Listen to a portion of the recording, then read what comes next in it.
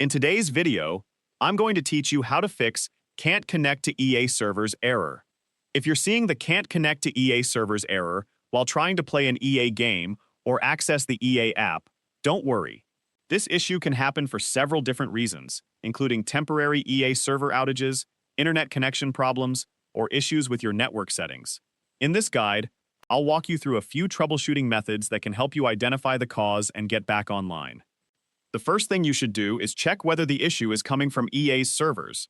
Open your web browser and search for EA server status. Then open the official EA server status page.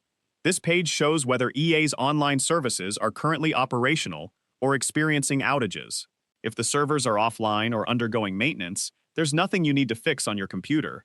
You'll simply have to wait until EA restores the service. If the server status page shows that everything is working normally, the issue is likely related to your own internet connection or network configuration. Start by opening your network settings from the taskbar. Whether you're connected through Wi-Fi or Ethernet, make sure your connection is active and stable before moving on to the next step. Next, open Command Prompt with administrator privileges.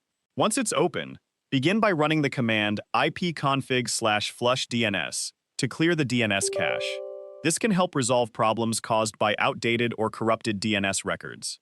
After that command finishes, run ipconfig/renew to request a fresh IP address from your network.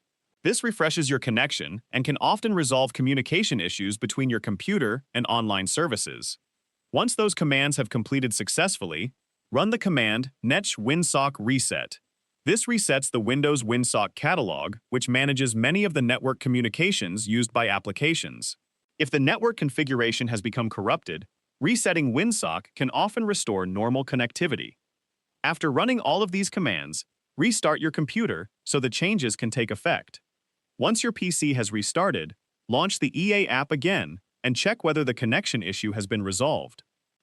If you're still unable to connect after completing these steps, the final option is to remove the EA app from your computer and then set it up again.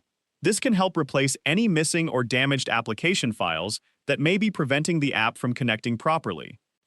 By following these troubleshooting methods, you'll be able to determine whether the problem is caused by EA's servers, your network connection, or the application itself, giving you the best chance of resolving the error. If you found this video helpful, let me know in the comments, give it a like, subscribe to the channel,